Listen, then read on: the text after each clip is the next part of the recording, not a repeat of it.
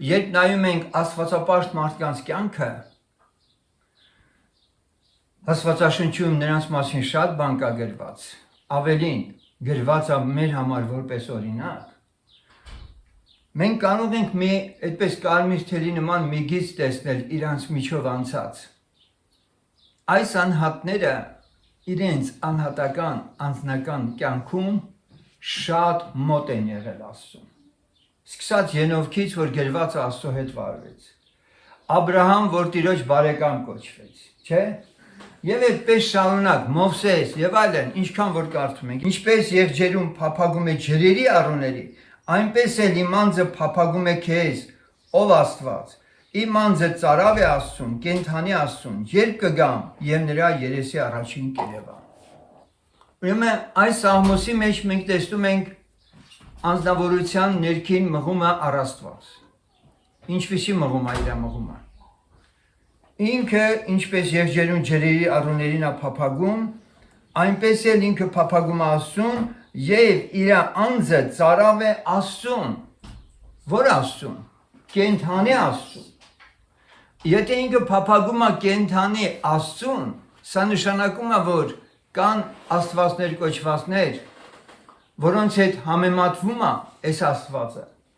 Այն Աստված կոչվածները մեռած աստվածներ են, կուրքեր են եւ որևէ բանի օգտակար չեն, անօգուտ են։ Բայց այս Աստվածը, որի հետ է իր բանը, ինքը Սաղմոս 2-ն ասում է, որ ինքը այդ կենդանի Աստծուն է փափագում։ Կենդանի Աստծուն է փափագում, որովհետև այդ Աստծո հետ կենդանի կապ ունեցել։ Եթե այդ փորձառությունը ունեցած չլինի, ինքը չի կարող ասել կենդանի Աստծուն է ինքը փափագում։ Եվ ուրեմն սեներ մեր Աստված ներկա է, ինքը կենդանի Աստված է, եւ ինքն ուզում է, որպեսզի իր հետ հարաբերությունը մեր հավատքով բերի այն աստիճանի, որ մենք կարողանանք այս նույն խոսքերը ասել,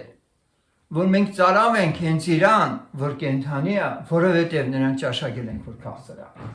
Թող Տերը փառավորվի, խոնարհվենք աղոթքով գանք Տիրոջ առաջ։ Տեր Հիսուս Քրիստոսը երկրավոր իր ընթացքի մեջ շատ բազմությունների մեջ եղավ, շատ տեղեր եղավ,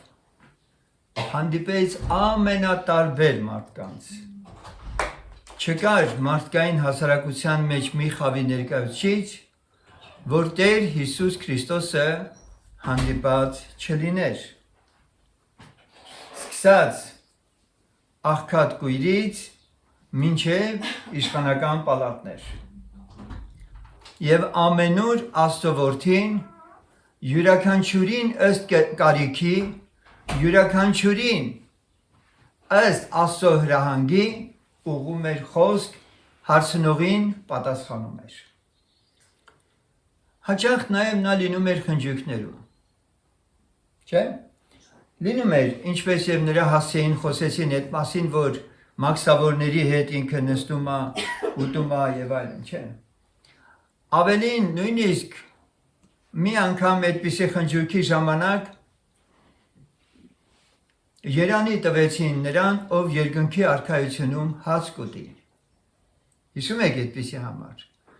Երանի նրան, որ երկնքի արքայությունում խնջույքի սեղանից կօգտվի։ Սեներ, դա մեծ իրողություն է։ Մենք ինչ որ հեքիաթների, առասպելների կամ գաղափարների հետևից չեն գնում։ Մենք հավատում ենք, որ մեր կյանքը շարունակվելու է երկնքում եւ այդ մեր կյանքը վախճան չի ունենալու եւ երկնքում երկրի վրայից փրկված ժողովրդի հետ միասին գուցեև լրիվ տարբեր, որոնց մենք նույնիսկ չենք էլ ճանաչում բնականաբար, իհարկե հաճելի է, որ մենք նաև միմյանց իմանանք, որովհետև անհատականությունը մարդու չի վերջանում, չի վերանում։ Երկնքում կա ճանաչողություն։ Առաքյալները երկնքում են, նահապետները երկնքում են, եւ նրանք նույն անունով կոչվում են, այդպես չի։ Հետևաբար սերներ Այսօրվա մեր ընթացքի մեջ մենք ինչպես Աստծո խոսքն ասում է, եթե հարություն առակ վերի բաները մտածեցեք, մեր հավատքի հիմքը սա է, որ մենք ուզում ենք մեր սիրելի Փրկչի հետ լինել երկնքում։ Բայց մինչ երկինք տեղափոխվելը դեռ երկրի վրա մենք անելիք ունենք։ Բացի այն, որ Աստված մեզանից սրբակենցաղ կյանք է ուզում տեսնել, որ երկրի վրա ապրել ենք, որպեսզի նաև արժանի լինենք երկնքում լինելու, Աստված մեզանից ակնկալում է, որպեսզի հավատքի կյանքում այնպիսի աճի մակարդակ ունենանք, որ ոչ թե մեզ հարցնողներին, երբ որ մեզ հարցնում են, արդյոք դուք հավատում եք Քրիստոսին կամ ինչի համար եք հավատում, մենք պատասխանենք հետևյալը, որ մենք բացի հավատալուց ճանաչում ենք այդ Աստծուն։ Ճանաչում ենք այդ Աստծուն։ Եվ քանի որ խոսքի սկզբում հիշեցրեցի, որ մեր նպատակը մարդկանց միայն կեղծ խոստմունքներով կամ մոտիվացիաներով խանդավառելը չէ, այլ ինչպես մենք Աստծո խոսքում կարդում ենք, երբ առաքյալները Երուսաղեմ եկան, Պողոսն ու Բարնաբասը, առաքյալներն ասեցին այդ մասին, եթե հորդորական խոսք ունեք, խոսեք։ Հորդորական խոսք, որը չի նշանակում մոտիվացնելու խանդավառել ժողովրդին, որովհետև արժան է, որ մենք երկրի վրա լինողներս միշտ հիշենք, որ անկատար լինելով կարիքն ունենք խրատի։ Ամեն։ Եվ ահա թե ինչու մենք խույս չենք տալիս այն հորդորներից, որ մեր համար հնչում է։ Մեր ականջը մենք տալիս ենք խրատին, որովհետև այդպես անելով իմաստուն որդին իսկապես հորից կստանա այն ամենը, ինչ իր կյանքին անհրաժեշտ է, որդին հաճախ չի տեսնում դրանք։ Ավելին կարող ենք ասել, նա հնարավոր է միշտ մտածի, որ իր բռնած ճամփան ու մտածելակերպն է ճիշտ։ Սակայն կյանքը շտկումներ անելու, մեր ընթացքը խմբագրելու բավականին լուրջ գործունեություն է ծավալում։ Եվ երանի են մարդին, որ այդ կյանքի մեջ ինքն ունի Տիրոջը եւ իրեն խրատող։ Նրանք, ովքեր էլ ձանձրանում են խրատից, դա էլ իրանց խնդիրն է, նրանք ովքեր որ միշտ ցնծալու, ուրախանալու կոչեր են անում, թող անեն ինչքան ուզում են։ Բայց մենք հակված ենք մտածելու, որ Աստված այնուամենայնիվ, ինչպես էլի եմ կրկնում խոսքի սկզբում ասացի, Տեր Հիսուսի ուրախությունը մարդկանց որդիներն էին, ամեն։ Աստված այսօր էլ ուրախանում է իր զավակներով, սակայն Աստված նաև ուզում է ուրախանա իր զավակներով։ Ինքը երբ է ուրախանում իր զավակներով, երբ որ իր զավակները իր խրատն ու հորդորն ընդունում են, երբ որ նրա ճանապարհների մեջ են գնում։ Այսօր էլ մենք պիտի հորդորական խոսքեր լսենք սեներ, որը շատ բանով գուցեև չտարբերվի նախորդներից։ Սակայն այնուամենայնիվ մտածելու բան կտա շատերին, հատկապես նրանց, ովքեր որ իրենց հավատքի ընթացքում ամեն ինչ լավ են տեսնում իրենց կյանքում, բավարարված են, սակայն մեկը չկա ասել, որ իրեն ասի լսի, լավ չի վիճակդ, վեր կանգնիր, արթնացիր։ Եվ թերևս այսօրվա հորդորական խոսքը որոշներին օգտակար լինի այն առումով, որ փորձեն հասկանալ իրենց ձևակերպված երկնքի արքայություն մուտք գործելու կամ հավատքի կյանքն ապրելու իրենց այդպես փիլիսոփայությունը համեմատական է Քրիստոսի վարդապետությանը, թե ոչ։ Եվ եթե ոչ, ապա պետք է շտկումներ առաջանա մարդու կյանքում։ Քարոզի վերնագիրը հետևյալն է. Սև թե սպիտակ հաց։ Սև թե սպիտակ հաց։ Մի անգամ եկեղեցու առաջնորդին ասացի. Սուրբ գրքում Աստվածանից սովորած պետք է լինել արտահայտությունը կա։ Այն ուղղված է ապագայում Աստծուն երկրպագողներին, որ ապագայում Աստծուն երկրպագողները պետք է Աստծուց սովորած երկրպագել։ Այսպես են ասել մարգարեները։ Եվ հարցս հետևյալն էր, գուցե սա վերաբերում է մեր օրերին։ Այդ հարցը ես ուղղել էի եկեղեցու առաջնորդին, երբ սրանից մի քանի տասնյակ տարիներ առաջ այդ եկեղեցում էի եւ որոշակիորեն արդեն ընկալել էի Աստծո խոսքը, փորձում էի աճել, փորձում էի հասկանալ Աստծո խոսքի իմաստը եւ եկել հանկարծ հասել էի այդ համարին, որ համարն էր 6:45 Հովանու ավետարանի, որտեղ գրված է մարգարեների մեջ, թե եւ ամենքն Աստվածանից սովորած կլինին։ Արտամեն ով որ հորից լսում եւ սովորում է գալիս է ինձ մոտ։ Սա Տեր Հիսուսն է ասել եւ Հովհաննեսը գրել է այս խոսքերը։ Մարգարեությունների մեջ գրված է, թե ամենքն Աստվածանից սովորած կլինին։ Հիմա ես այդ տեղը կարդում եմ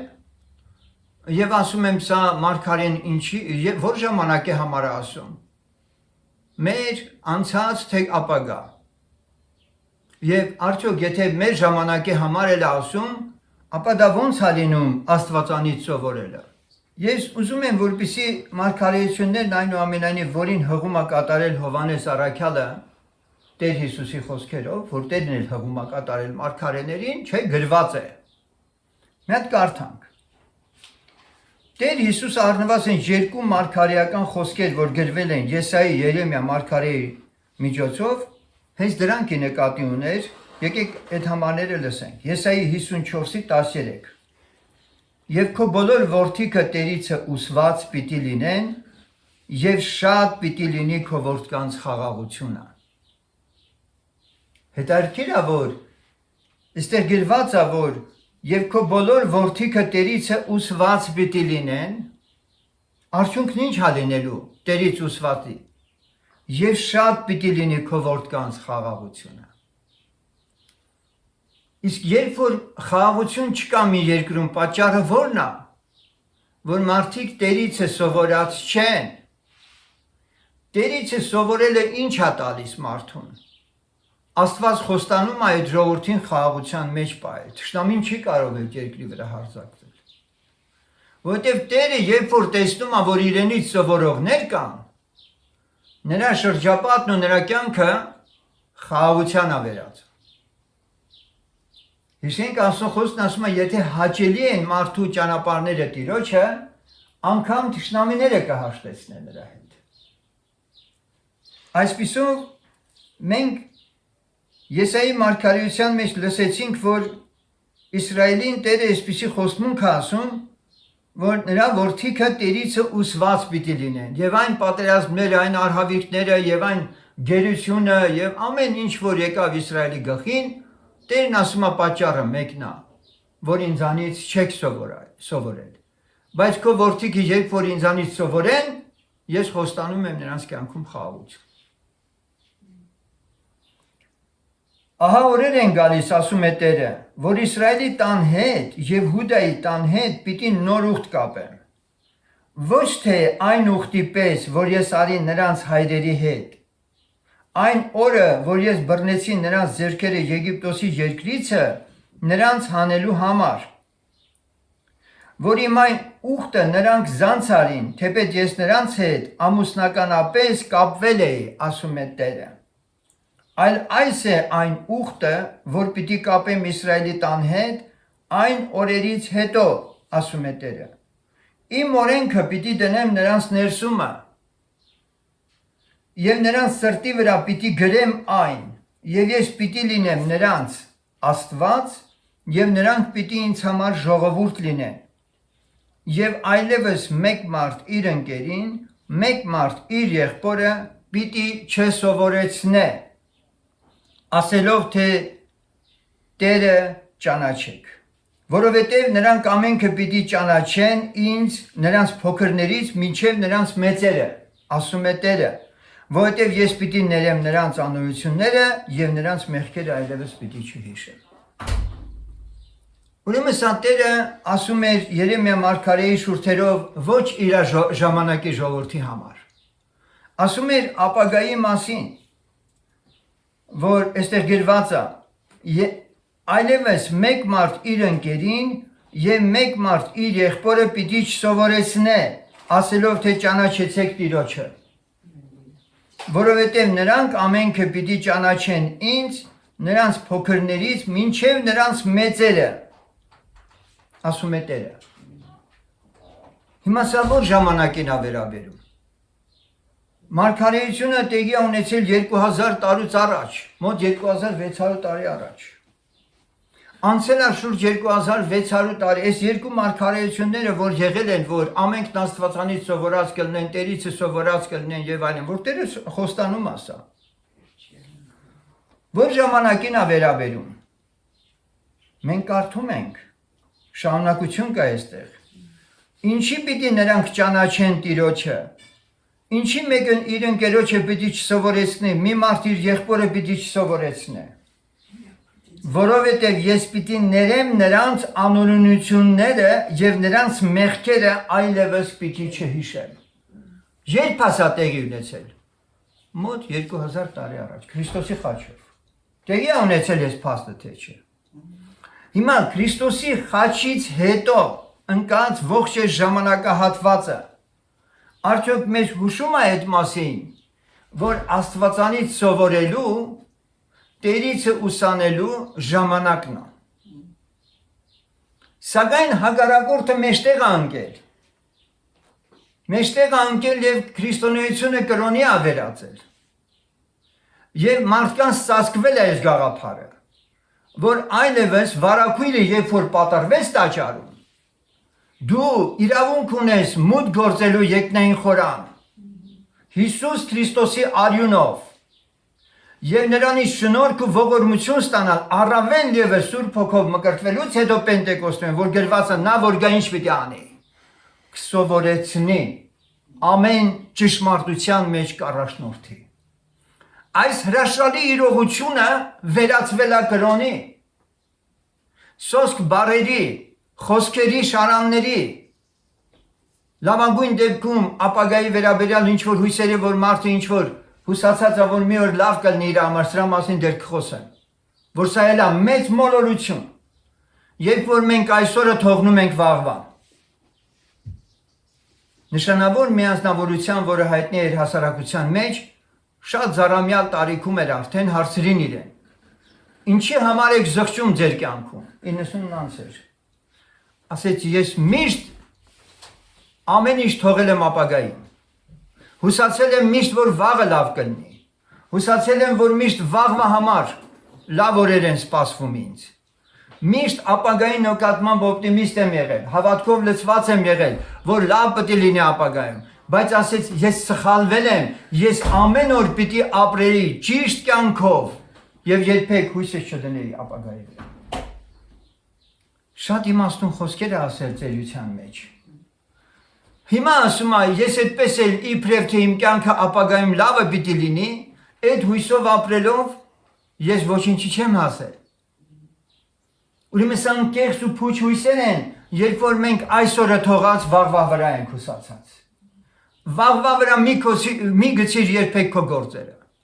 Մանավանդ երբ այն վերաբերվում է քո և Աստծո հետ հարաբերության։ Եվ այսպես սիրելիներ, ես այդ հարցը տվեցի եղբորը և գիտեք ինչ պատասխան ստացա եղբորից, երբ որ ես իրեն հարցրեցի երբ է այդ ժամանակը, ինքն ինչ որ ես քիչ առաջ ասացի, այդպես չպատասխանեց, որ հիմա եղբայր ապրում ենք այդ ժամանակներում, որ իրոք ամենքը Աստվածանից սովորած պիտի լինեն, Տերիցը պիտի սովորեն, նա ինձ այդպես չպատասխանեց, ինձ ասաց, սև հաց ունենք, սև հացով յոլա գնանք, այսինքն ուզեց ասի, դու լավ բան ես ուզում, սպիտակ հաց, շատ լավ բան ես ուզում, Ես հասկանում եմ ինչ ես ուզում, բայց մենք չունենք այդ հացը, որ քեզ տանք։ Մենք ունենք սև հաց, յոլա ենք գնում դրանով։ Իմ երիտասարդ տարիքում, երբ որ ես ապաշխարել եմ, ես հավատացել եմ Աստծո ամեն մի խոսքին, որ այո եւ ամեն եւ այսօր իմ կյանքի մեջ պետք է դրանք իրողություն լինեն։ Երբ որ ասացի մեջ կար մի բան, եթե Աստված կամենա սպիտակ հաստա ապագայում, շատ լավ է դա, բայց հիմա արի բավարարվենք դրանով։ Իհարկե սիրելիներ, եթե եղբայրը նկատի ուներ քիչի մեջ հավատարիմ է, շատի մեջ էլ հավատարիմ, ես կընդունեմ դա։ Բայց ես իր խոսքի մեջ այդ բանը չզգացի, որ դա էր, որ եղածի մեջ հավատարիմ եղի, շատն էլ կունենաս։ Այլ ավելի շուտ մի տեսակ առարկությունն էր իմ փափագի եւ բավարարվել է այն վիճակով, որում կանք մենք։ Սա ինձ զգաստացրեց, մինչ այդ էլ ես զգուշ էի քարոզները լսում, բայց շարունակեցի առավել զգուշություն դարձնել հետագա մնացած բոլոր քարոզիչների խոսքերը, որ այդ եկեղեցում քարոզվում էր։ Առնվազն ուզում եմ էլի մի քանի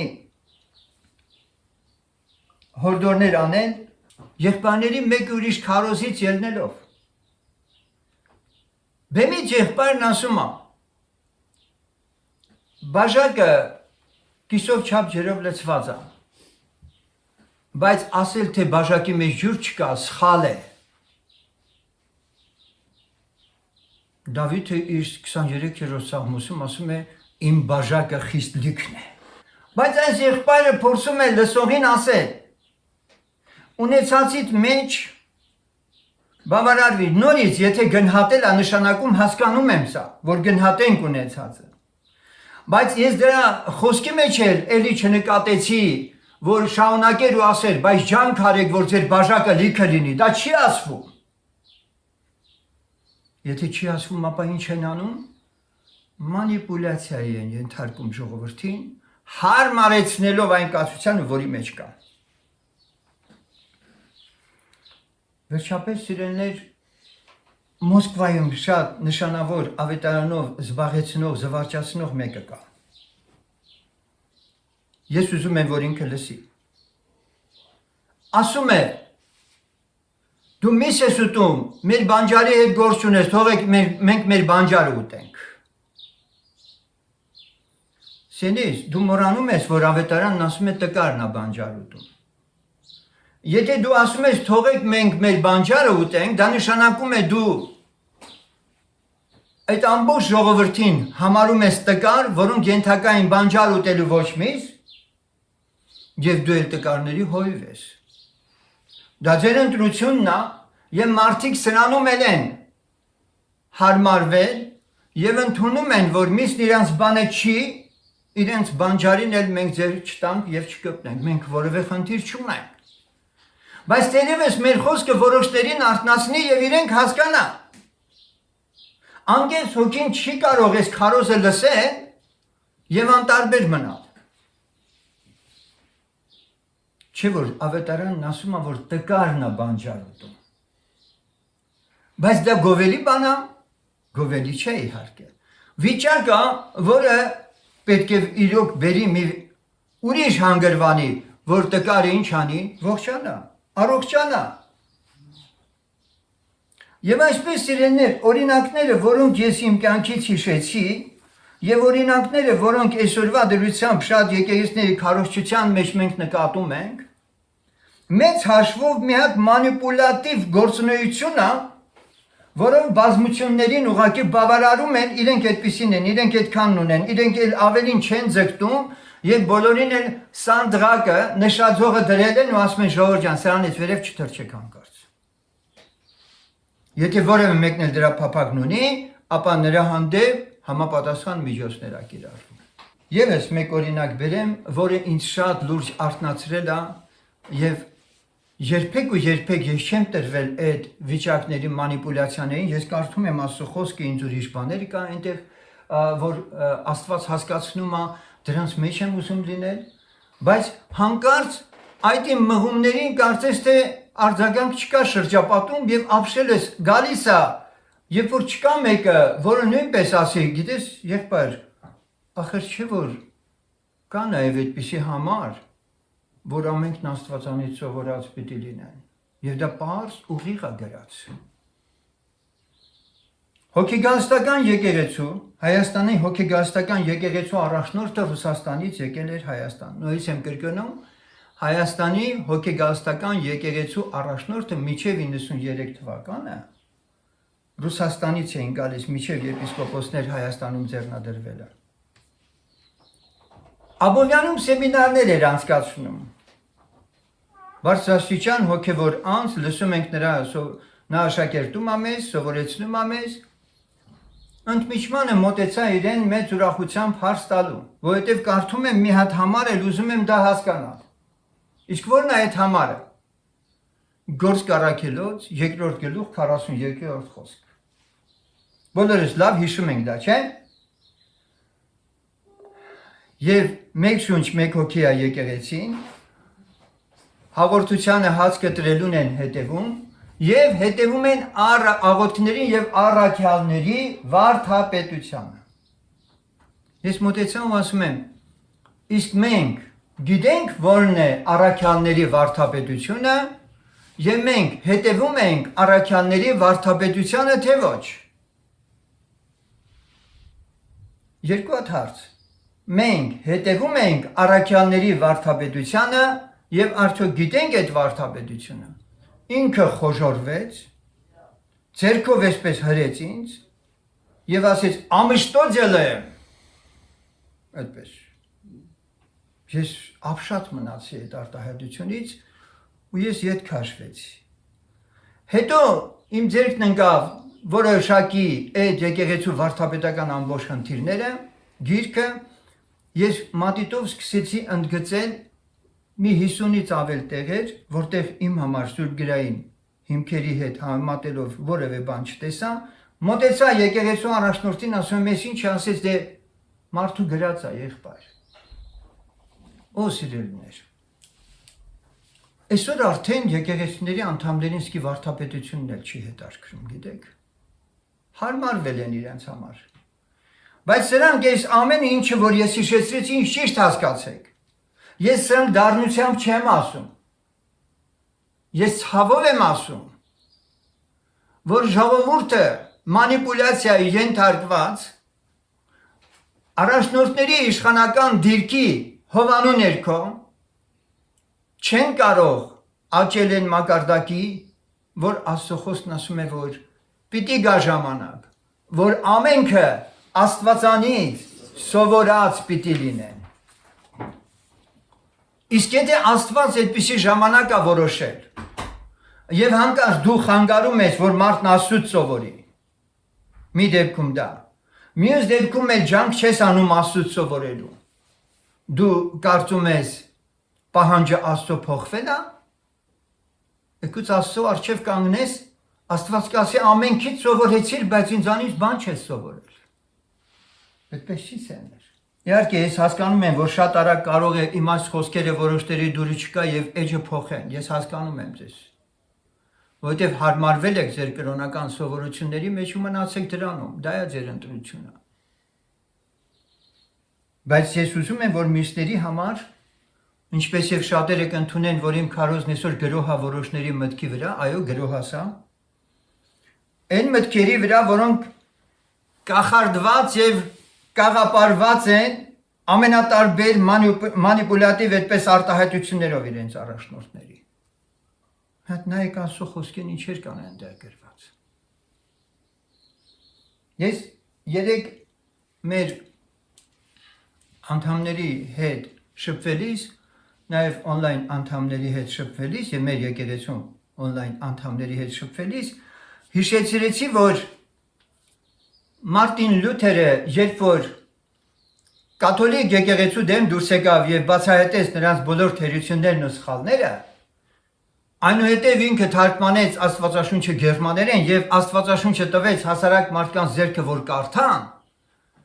Առաջին հայացքից վատ բան չէր արթնության բողոքական շարժման սկիզբը, թեպետ վերջերս բացահայտվել են Լյութերի հետ կապված սահմռկեցուցիչ պատմություններ։ Տեսեք պատմությունը ինչքան է կեղծված։ Ակադեմիական, համալսարանական, այդպես հոգևոր կրթարաններում Լյութերին աստվածացնում են եւ սուրբ են համարում։ Բայց գործ չունեն։ Թարգմանվել է եւ մարդիկ կարդացել են։ Եվ երկրորդ մեծ ավերածություն է տեղի ունեցել, որտեղ երբ մարդն սկսել է ավետարանը ինքնուրույն ընթերցել, մտածում է էլի շի կարիքն ունի, որ մեկը իրան մեկն ինքը լավ էլ հասկանում է, էլի արդեն։ Եվ այսօր շատերը արդեն եկեղեցին են մերժած on-line իրենց պաշտամունքներում, ինչպես քույրերից մեկն էլ նկատեց, այո։ Մենք տեսնում ենք այս բաները տեղի են ունեցել, մարդիկ այլևս եկեղեցի, վարդապետի կարիք, առաքյալի կարիք, մարգարեի կարիք, ավետարանչի կարիք այլևս չունեն։ Սակայն այնուամենայնիվ եկեք շարժվենք առաջ եւ կրկին վերադառնանք մեր առաջին սկզբից հնչեցրած խոսքին, սիրելիներ։ Եվ կլինի, որ ապագայում, հետին օրերում կամ այսպես ասենք, Տերիցը սովորած կլինեն ամենքը։ Եթե ուշադրություն դարձրիք, ես համարը չշարունակեցի,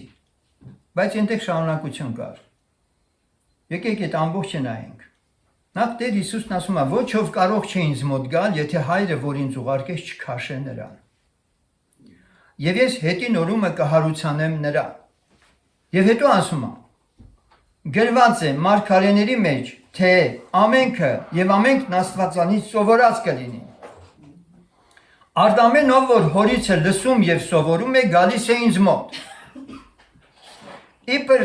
չէ թե մեկը տեսել է հորը, բայց միայն նա, որ Աստվածանից է, նա տեսել է հորը։ Ճշմարիտ, ճշմարիտ ասում եմ ձեզ, ինձ հավատացողը հավիտենական կյանք ունի։ Սիրելիներ, եկեք մի հատ այս համարները նորից լսենք։ Հիսուսն ասում է, որ ոչ ով չի կարող ինձ մոտ գալ, եթե Հայրը, որ ինձ ուղարկեց, չքաշե նրան։ Տեր Հիսուսը առաջ անցնելով ասեմ, որ համբարձվելուց առաջ ասեց. երբ որ ես համբարձվեմ, երկին գնամ, ամենքիդ կքաշեմ ինձ մոտ։ Հիշում եք։ Մենք դա հափշտակությունն ենք հասկանում։ Եվ այստեղ մենք պիտի հասկանանք, թե Հայրը ինչպես է քաշում մեզ։ Եվ ես հետին օրումը կհարուցամ, գրված է մարգարեների մեջ, ամենքն Աստվածանից սովորած կլինեն։ Հիմա, նայեք, արդ ամեն ով որ հորիցը լսում եւ սովորում է, գալիս է ինձ մոտ։ Երեք բան. հորից լսել, հորից սովորել եւ գնալ Հիսուսի մոտ։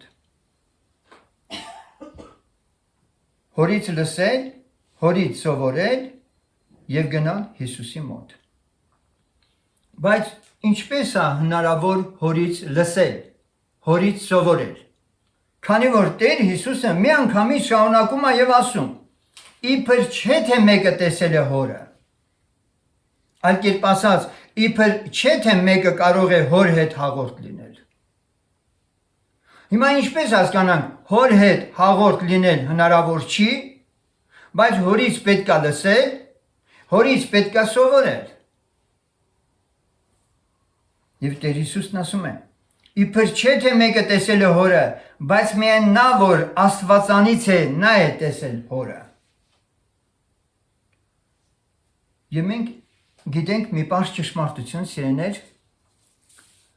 որ Տեր Հիսուս Քրիստոսը հոր խոսքը մարմնի մեջ եկավ աշխարհ։ Հայր Աստված խոսում է մարդու հետ իր որդով։ Նա ցանկանում է, որ մարդը լսի իրեն եւ սովորի իրենից, բայց ինչպես է դա անում ինքը։ Դրա համար նա իր խոսքը մարդացած աշխարհ ուղարկեց։ Հայր Աստված իր խոսքը մարդացած աշխարհ ուղարկեց։ Կա այդպիսի համար ավետարանում, իհարկե։ Բանը մարմին եղավ եւ բնակվեց մեր մեջ։ Եվ նրա փառքը տեսանք ինչպես հորից եղած միացնի փառք, շնորհքով եւ ճշմարտությունով լիք։ Բնակվեց մեր մեջ։ Հիմա ամենքը Աստվածանից սովորած կլինեն արտահայտությունը եւ Տեր Հիսուսը հիշեցրեց մարգարեությունից եւ պարզվեց, որ իր միջոցով, իր մեջ, ինչպես Հիսուսն ասեց, հայրը, որ ինձ ուղարկեց, նա ինձ ասեց, ինչ պիտի ասեմ, ինչ պիտի խոսեմ։ Ճիշտ է։ Հիմա երբ որ Տերն ասում է, որ ամենքն Աստվածանից պիտի սովորեն, ումից պիտի սովորեն, Հիսուս Քրիստոսից։ Որովհետև գրվածն ասում է, նա ինչն էր անում, հայր Աստծո բանն էր խոսում։ Աստծո բանն էր խոսում։ Խնդրեմ Եհովայի վկաները թող լսեն, որ այստեղ մեկ անգամ եւս հիշատակված է Հիսուսը որպես Աստված։ Ամենքը Աստվածանից պիտի սովորած լինեն, դա նշանակում է, որ Տեր Հիսուսին լսողը, նրան հնազանդողը, նրա խոսքն ընդունողը, Հիսուսն ասում է, իմը չեք ընդունում, այլ իմ հոր խոսքն եք ընդունում դուք։ Շատ լավ, եթե Տեր Հիսուսը երկրի վրա սրանք ասում էր, եւ մարդիկ Հիսուսին անձնապես տեսնում էին, շփվում էին, սովորում էին կամ լսում էին իր ասած խոսքերը, ապա մեր օրերի համար ինչպես հասկանանք, լսել, սովորել եւ Տիրոջը գնալ։ Մենք Աստծո խոսքի մեջ լսում ենք այդ մասին, որ ինքը Տեր Հիսուսը ավետարանը հռչակելիս մարդկանց վերստին ծնունդ է տալիս, ովքեր ընդունում են իր փրկության ավետարանի բարի լուրը։ Փրկված բարի լուրը ընդունած անձը լսել է հոր խոսքը, որը հրավիրել է իրան Հիսուսի միջոցով։ Այնուհետև ինքը կարիքն ունի, սակայն փրկվելուց հետո սովորի։ Հիմա եթե ինքը փրկվելուց հետո չի սովորում, իսկ ինչպես պիտի սովորի, Պենտեկոստի օրը Սուրբ Հոգին Տերը ուղարկեց, որպեսզի երկրորդ գործը արվի։ Քեզ, ինձ, Սուրբ Հոգին ուզում է սովորեցնի, ճշմարտության Հոգին եկել է սովորեցնի։ Եվ վերջում, եթե այդ սովորեցնելու process-ը երկրի վրա դու ապրել ես, անշուշտ պիտի լինես Տեր Հիսուսի մոտ, նրան պիտի գնաս։ Ես սա լրջագույն խնդիր է։ Էնպես հենց գեղեցիկ խոսքեր չի, որ ասում ենք։ Կամ էլ որ շատերը այդպես ասում են Սուրբ Հոգու ձայնը լսեք, Սուրբ Հոգուն լսեք եւ այլն։ Սենել մենք այդպես չենք ասում դեկլարատիվ ձևով։ Մենք հենց այդպես էլ պրակտիկ հասկանում ենք, որ մարդու մեջ Աստված այսօր ուզում է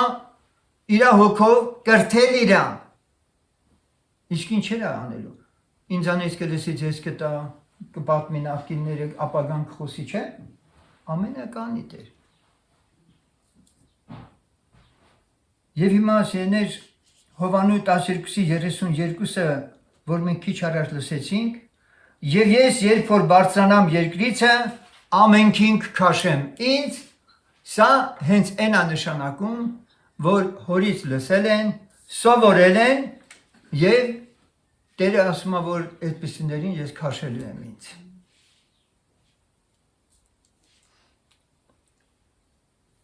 Երկրորդ հատվածում իմ խոսքը ուղղում եմ բոլոր այն հավատացյալներին, ովքեր ասում են, այո, ամեն ինչ ճիշտ է ասված,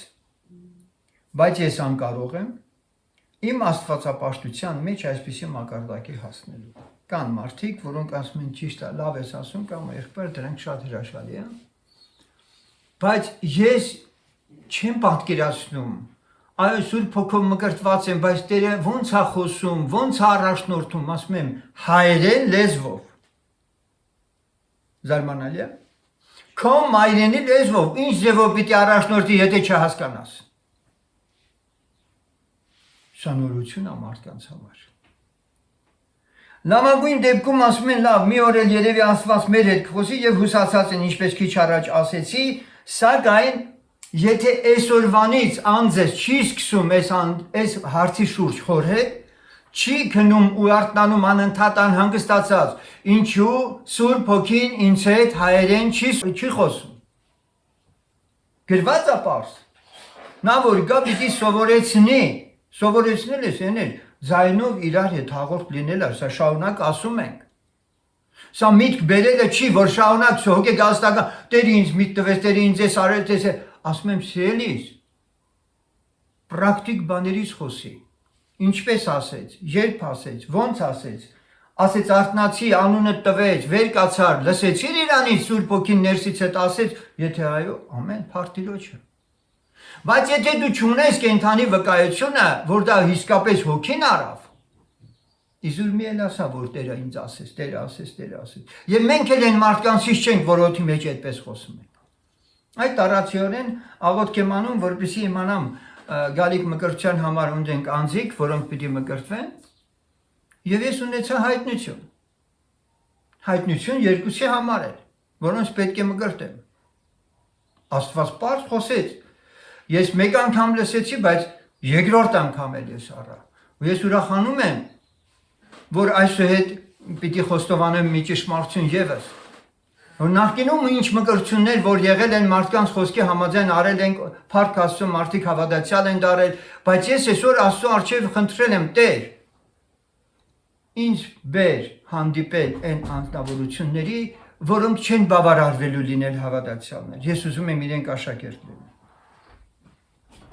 Որտեվ գալիս մկրտվում են մի կար ժամանակ հետո նորից արդեն թափառում են կամ եկեղեցիներով կամ էլ աշխարհի մեջ։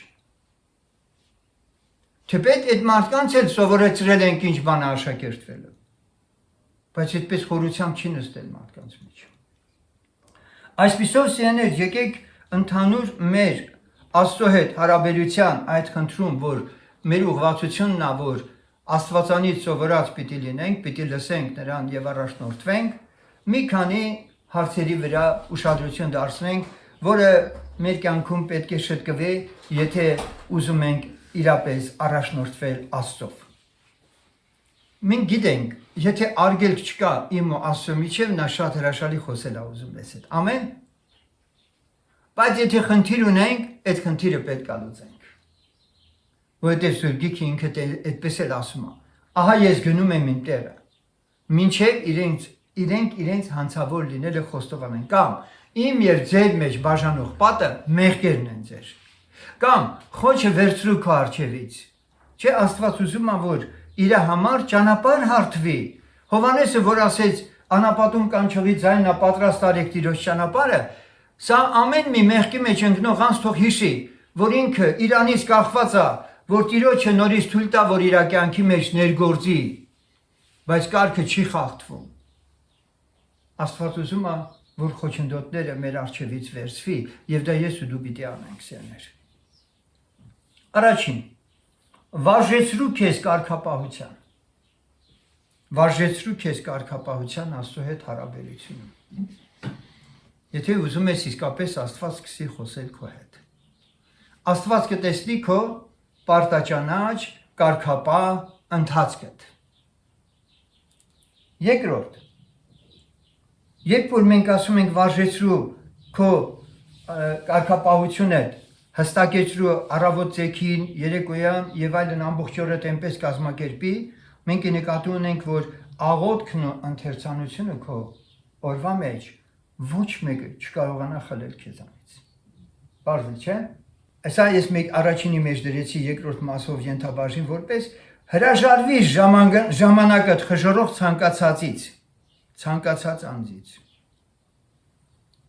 Ես ավելի մեծ վտանգ եմ տեսնում անօգուտ մարդկանց հետ հարաբերությունների մեջ լինելուց, քան անօգուտ ինչ որ ուրիշ բան անելուց։ Հասկանում եք սիրելիներ։ Ճշտեք մարդկանց իրանց հետ շփումներն ու հաղորդակցությունները, որքանով են նրանք անկեղծ աստվածապաշտության մեջ աճել ուզում։ Նրանք քեզ հետ որ հանդիպում են, ինչերից են ավելի շատ խոսում։ Նրանք սիրում են Աստծո խոսքի շրջանակներում հաղորդ լինել քեզ հետ։ Ուզում են մեկ մտքի գալ։ Երրորդ, շրջապատիր քեզ իսկապես Աստծուն անկեղծ սիրողներով։ Աստծուն անկեղծ սիրողներով շրջապատիր քեզ։ Բարիք անելու ետևից եղիր եւ ինչ էլ որ անես Աստծո փառքի համար արա։ Խնդրիր Աստծուն քեզ իր մասին վկայելու առաջնորդություն տա։ Խնդրիր Աստծուն քեզ մարդկանց մեջ իրա վկայելու առաջնորդություն տա։ Եվ վերջապես հաջորդը լեզուներով շատ աղոթեք։ Լեզուներով շատ աղոթեք։ Եվ այս ամենը, եթե մեր կյանքում մենք կարգի բերենք, հեռու չի այն օրը, երբ որ Աստվածաշունչը ավետարանը մի ուրիշ ձևով կհասկացվի ձեզ արդեն։ Քան որ մինչև այդ հասկացել եք։ Գիտեք, այնքան բաներ կան, որ կրոնական, սովորութային, ազգային, մշակութային, այսպես լրիվ խառնվել է մարդու մեջ։ Եվ այսօր մարդը այս երկրի վրա 21-րդ դարում ապրելով հարմարվել է այն ամենին, ինչը որ իրեն հրամցրել են։ Բայց սեներ, երբ որ դուք Աստծո հետ կոնտակտի մեջ նորից գնաք, առաջվա սիրո այդ քասրությունը նորից սկսեք ճաշակել ու վայելել, ես հասկանում եմ, որ Տերը կբացի ձեր աչքերը ու դուք կտեսնեք ինչքան անօգուտ ժամանակ եք վատնել այս երկրի վրա։ Թող Աստված օգնի մեզ սեներ, որ այս ժամանակների մեջ մենք երբեք ու երբեք չտրվենք մանիպուլյացիաների, քարոզիչների այն խոսքերի, որ գովաբանում են եկեղեցիների իրենց կարգավիճակները, եւ այն բոլոր քարոզներն ու խոսքերը, որոնց մարդկանց աճելուն չի նպաստում, զգուշանան այդ ժողովուրդը դրանից, արտանան եւ խնդրեն Տիրոջը, որ Տերը իրանց իսկապես ավելի տանի առաջ։ Հիշում եք Եզեկիել մարգարեության ինժեների տեսիլքը, չէ՞, որ մարգարեն տեսավ։ Սկզբում գարշապարներն էին, հետո ծնկները, հետո գոտկատեղը, հետո մի գետ, որ էլ հնար չկար լողալու։ Այս էն իսկական Քրիստոսի աշակերտը ամեն օր ինքը այս ընթացքի մեջ է գնում։ Եվ քանի որ պաշտամունքի սկզբում ես հիշեցրեցի այս Սաղմոսի խոսքերը, նորից եմ ուզում լսենք։ Ինչպես որ եղջերուն փափագում է ջրերի առուների, այնպես էլ իմ անձը փափագում է քեզ, ով Աստված։ Իմ անձը ծարավ է Աստծուն, կենդանի Աստծուն, երբ կգամ եւ նրա երեսի առաջին կերևան։ Քո ծարավն ու փափագը երբեք թող որ իսկապես Աստծո առջև անտես չլինի, Աստված միշտ է սրան անայում։ Ընդ որում կենդանի Աստծուն է ծարավ մարդը։ Իսկ եթե դու